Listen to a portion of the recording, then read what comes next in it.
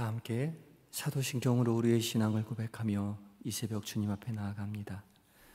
나는 전능하신 아버지 하나님 천지의 창조주를 믿습니다.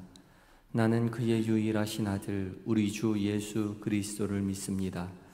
그는 성령으로 잉태되어 동정녀 마리아에게서 나시고 본디오 빌라도에게 고난을 받아 십자가에 못 박혀 죽으시고 장사된 지 사흘 만에 죽은 자 가운데서 다시 살아나셨으며 하늘에 오르시어 전능하신 아버지 하나님 우편에 앉아 계시다가 거기로부터 살아있는 자와 죽은 자를 심판하러 오십니다.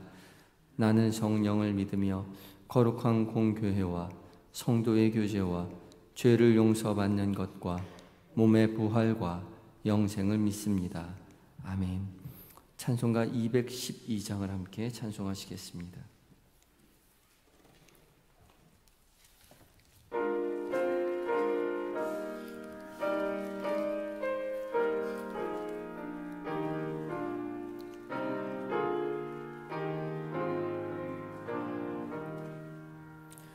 겸손히 주를 섬길 때 괴로우니 힘많으나 구주여 내게 힘주사 잘 감당하게 하소서. 인잣말을 가지고 사람을 감화시키며 갈 길을 잃은 무리를 잘 인도하게 하소서. 구주와의 귀한 인내를 깨달아 알게 하시고 굳건한 믿음 주셔서 늘 승리하게 하소서.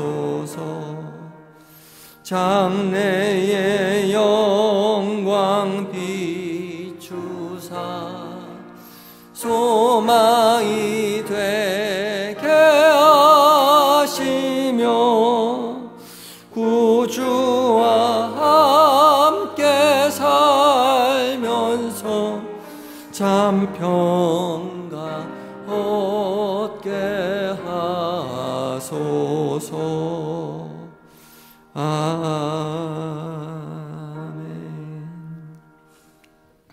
기도하시겠습니다.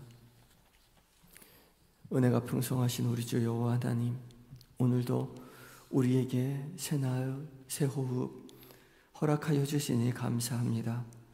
주께서 주신 이날, 주께서 우리를 사랑하셨으니 우리도 주를 사랑한다고 고백하는 그런 일들로 가득 채워지는 오늘을 누리게 하여 주시옵소서. 그 사랑 깨달아 알아 세상 가운데 전하는 인생 되게 하여 주시옵소서. 이 아침 무엇보다 살아계신 주님의 말씀 앞에 서게 하여 주시니 감사합니다. 성령 하나님, 말씀 가운데 거룩한 빛을 비춰주시고 우리의 귀가, 우리의 마음이 살아계신 하나님의 음성으로 듣게 하시고 마음 가운데 새기게 하셔서 그 말씀 우리의 삶 가운데 하나님 귀하게 붙잡고 믿음의 길 걸어가는 한날 되게 하여 주시옵소서.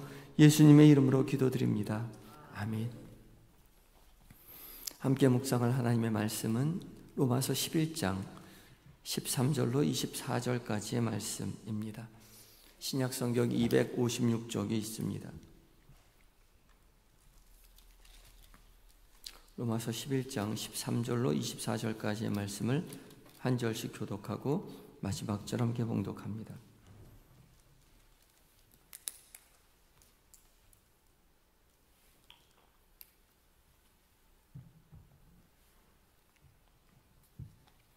제가 먼저 봉독합니다. 내가 이방인인 너희에게 말하노라. 내가 이방인의 사도인 만큼 내 직분을 영광스럽게 여기노니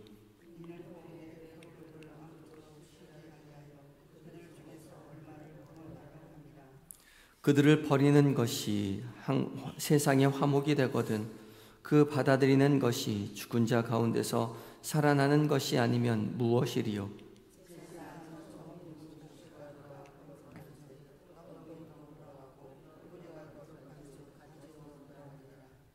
또한 가지 얼마가 꺾이었는데 돌 감람나무인데가 그들 중에 접붙임이 되어 참 감람나무 뿌리에 진액을 함께 받은 자가 되었은즉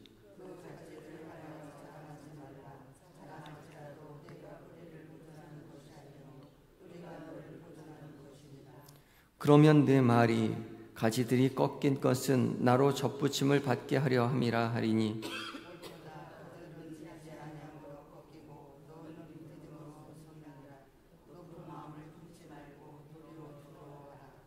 하나님이 원 가지도 아끼지 아니하였은즉 너도 아끼지 아니하시리라.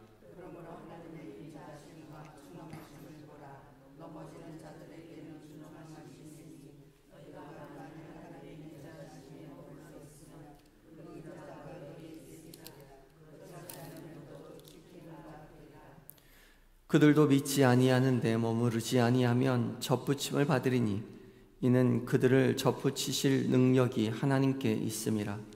내가 원 돌 감람나무에서 찍힘을 받고 본성을 거스러 좋은 감람나무에 접붙임을 받았으니 원가지인 이 사람들이야 얼마나 더 자기 감람나무에 접붙이심을 받으랴. 아멘. 에바다 찬양대가 하나님께 찬양을 드리시겠습니다.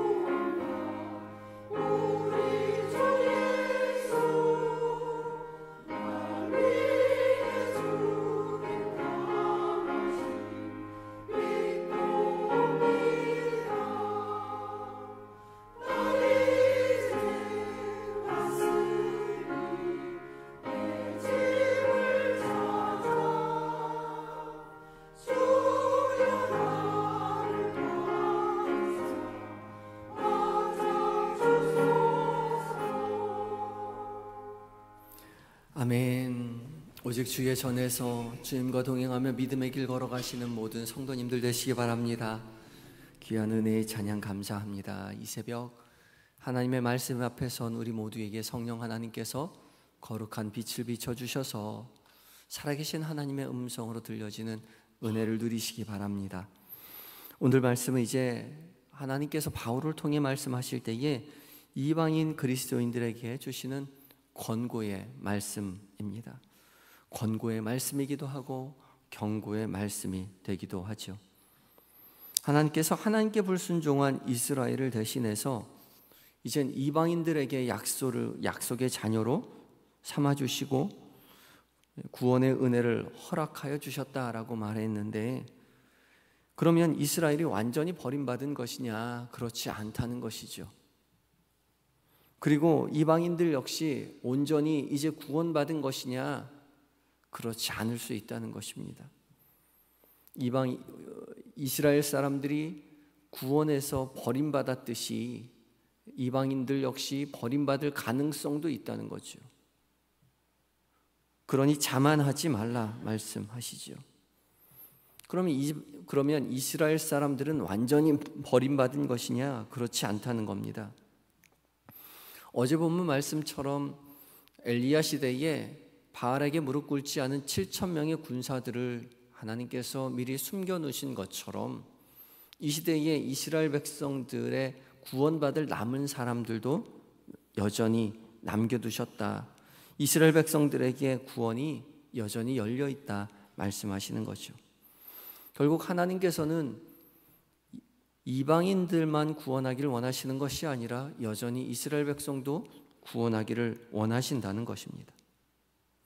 그러면서 바울은 먼저 13절에서 자신이 이방인의 사도로 부름받은 것에 대해서 영광스럽게 생각한다 말합니다. 왜냐하면 바울이야말로 이스라엘 백성의 구원과 이방인의 구원의 중간에서 연결점 역할을 해주고 있기 때문에 그렇죠. 만약에 바울이 이방인이었다면, 이방인의 입장에서 이방인의 구원을 주장하고 있었다면 누가 바울의 주장을 받아들이겠냐는 거죠. 바울은 당대의 가장 유명한 가말리엘 문화에서 배움을 받은 당대의 석학이었고 또한 유대인이었습니다. 그렇기 때문에 같은 유대인이었던 이스라엘 사람들에게도 당당히 말할 수 있는, 이 이방인의 구원에 대해서 말할 수 있었고, 또 당시 자기가 유대인이었기 때문에 이방인에게도 이 구원이 무엇인지에 대해서 당당하게 말할 수 있었던 것이죠. 그래서 영광스럽게 생각했습니다. 그런데 현실은 그렇지 못했죠. 양쪽의 구원을 이야기하고 있었지만 양쪽으로부터 환영받은 것이 아니라 바울은 양쪽으로부터 핍박을 받았습니다. 어떻게 너는 유대인으로서 이방인의 구원을 외칠 수 있느냐? 당신은 유대인으로서 어떻게 우리 이방인들의 입장을 그렇게 이해한다고 말할 수 있느냐? 양쪽에서 핍박을 받았습니다. 그러나 바울은 그 핍박을 받음에도 불구하고 이방인 지역에 가서 복음을 전하는 것을 영광스럽게 여겼죠. 믿음의 가정에서 자라나 믿지 않는 가정으로 시집간 그런 집사님, 그런 분들이, 권사님, 30년, 40년 믿음의 생활하는데 홀로 외롭게 신앙생활 하시는 분들을 봅니다. 정말 어렵고 힘든 중에 있지만 그 자리가 영광스러운 자리인 줄 믿고 믿음의 길 걸어가셨으면 좋겠습니다. 이쯤 되면 회개하고, 이쯤 되면 우리 남편이, 우리의 자녀들이, 우리의 아내가, 우리의 부모님이 돌아왔으면 좋겠는데 여전히 핍박당하는 것들 때문에 괴롭고 안타깝지만 주께서 바울처럼 믿음의 사람을 믿지 않는 가정으로 이끄셔서 중간에서 그 일을 하기 위한 영광스러운 자리에 파송하셨다는 사실을 기억하시고 위로를 얻으셨으면 좋겠습니다. 하나님이 그 일을 통하여 우리 모두를 불렀습니다. 믿지 않는 곳에 가서 믿지 않는 사람들에게, 또 믿음의 사람들에게 오해받을지 모르지만 여전히 주님은 우리를 통하여, 믿는 사람을 통하여 믿지 않는 사람들을 구원하기를 원하신다는 것이죠. 그 일을 통하여 여전히 기도하시고 애쓰시는, 기도하기를 쉬지 아니하시는 모든 성도님들 되셨으면 좋겠습니다. 이어지는 14절 가운데 바울은 이렇게 말하죠. 이는 혹 내 골육을 아무쪼록 시기하게 하여 그들 중에서 얼마를 구원하게 하려 함이라. 시기하게 한다라는 말은 질투하게 한다라는 뜻입니다. 정통 유대인인 바울이 이방인에게 복음을 전하게 하는 것이 내 고륙 이스라엘 사람들을 시기하게 하여 구원의 자리로 나아가기 하기 위함이다라고 말하죠. 우리 어렸을 때 자녀를 키울 때에 어머니들이 그런 거 할 때 있죠. 큰아이가 밥을 도무지 먹지 않으면 둘째 아이에게 밥을 넣어주면서 아이고 동생이 다 먹네, 동생이 다 먹네, 그렇게 이야기하면 동생이 또 그 눈치를 탁 채고서 꿀꺽 또 삼켜요. 그럼 이제 첫째한테 그런 이야기 하죠. 아이고 아까운 반찬 동생이 다 먹네, 맛있는 거 다 먹네. 그러면 형이 동생 다 먹을까봐 또 열심히 밥을 먹게 되어서 동생이나 형이나 밥을 다 먹게 되는 그런 모습을 경험할 때가 있습니다. 하나님께서 이방인들을 유대인들에게 구원을 얻게 하기 위하여서 이방인들을 세워서 이방인들에게 구원의 은혜를 부어주심으로 형 역할을 했던 이 먼저 구원의 반열에 올랐던 이 이스라엘 백성들이 시기하게 하여 믿음의 반열로 다시 나아가게 하신다는 것이죠. 그래서 15절 말씀하시기를 그들을 버리는 것이 이 세상의 화목이 된다는 것이죠. 그들이 누구입니까? 유대인들을 버리는 거예요. 그것이 이 세상 이방인의 화목이 된다는 것입니다. 이방인에게 구원의 은총이 열려졌다는 거죠. 이스라엘에게 줄 구원이 이스라엘이 거부하였기 때문에 이방인들에게 주어지는 혜택을 받게 되었죠. 그러나 하나님의 마음은 여전히 형이나 동생이나 이스라엘 백성이나 유대 이방인에게나 여전히 구원의 바람이 있으셨던 것이죠.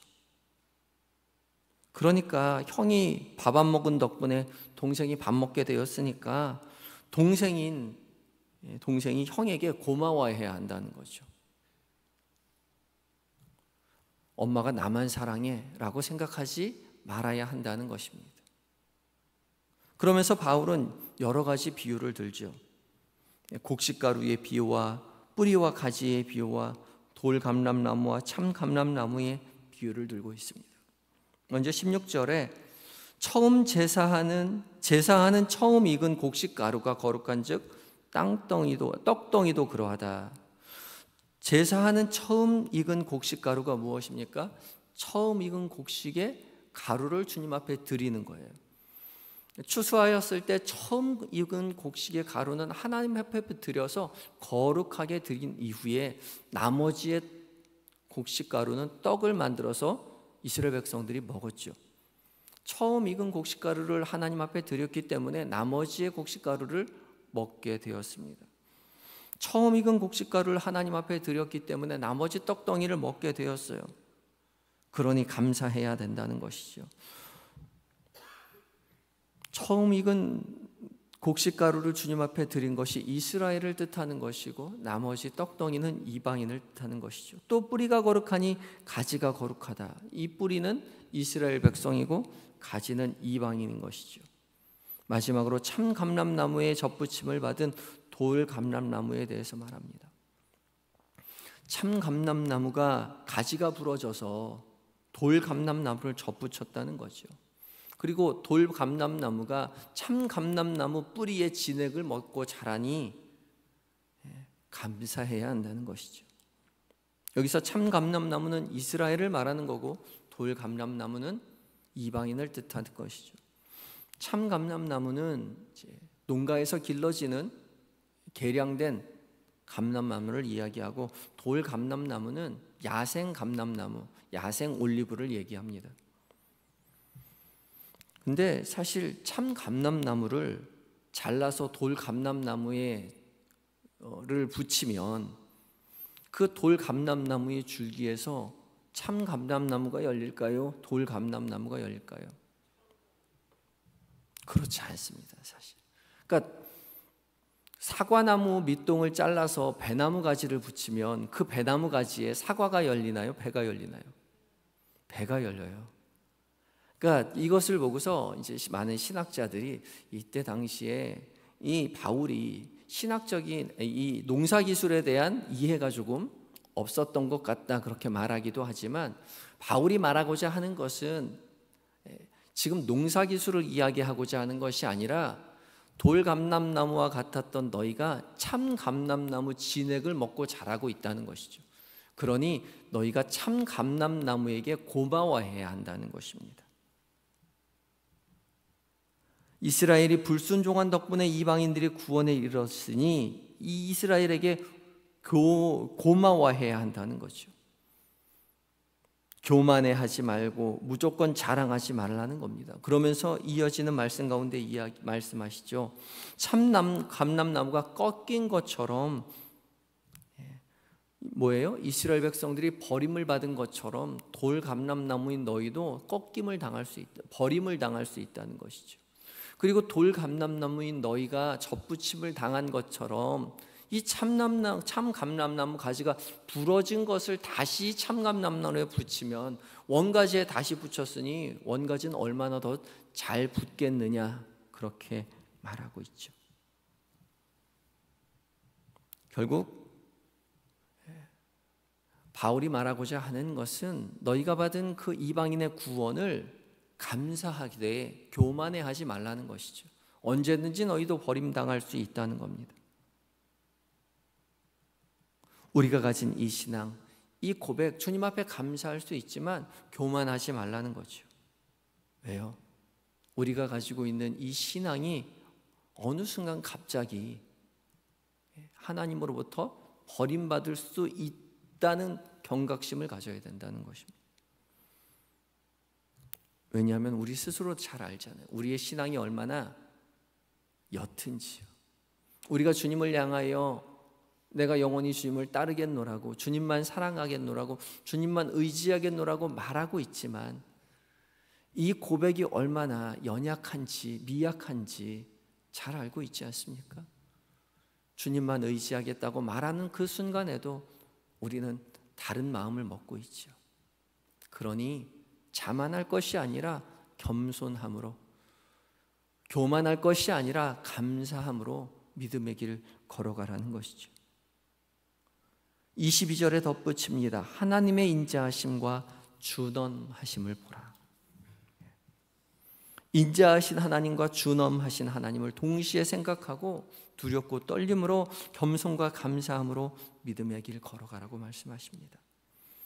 오늘 하루 믿음의 길 걸으며 오직 두렵고 떨림으로 겸손과 감사함으로 하나님의 인자하심과 준엄하심을 동시에 생각하며 믿음의 길 걸어가시는 모든 성도님들 되시기를 그리스도의 이름으로 축복합니다. 다 같이 기도하시겠습니다.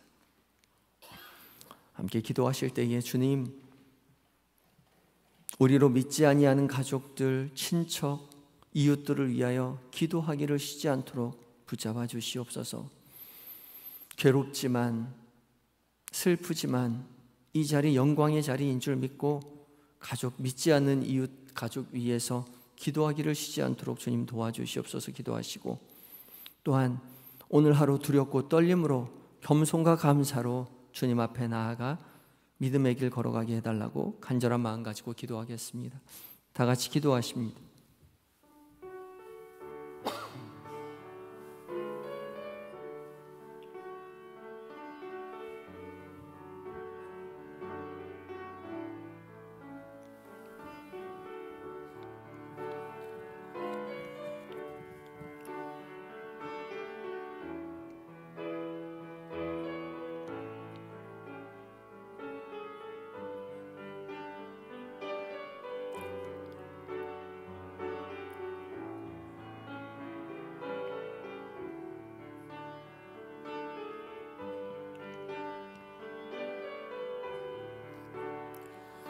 주님,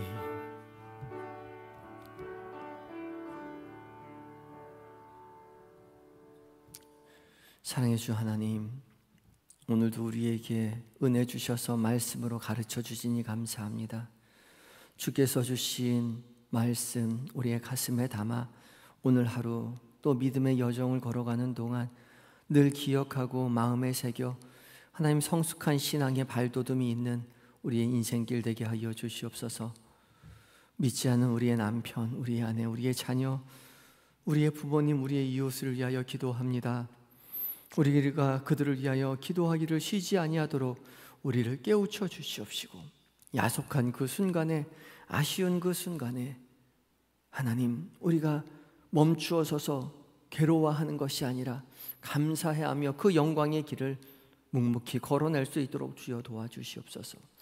믿지 않는 자녀들에게 무슨 말을 해야 할지, 무슨 말로 살아계신 주 여호와 하나님을 전해야 할지 깨닫게 하여 주시옵시고, 주께서 먼저 우리의 믿지 않는 가족들에게 찾아가셔서 그 마음 위로하시고 그 마음 변화시켜 주셔서 믿음의 가문 되어 하나님 앞에 영광 돌려드리는 삶을 우리로 사는 복을 누리게 하여 주시옵소서.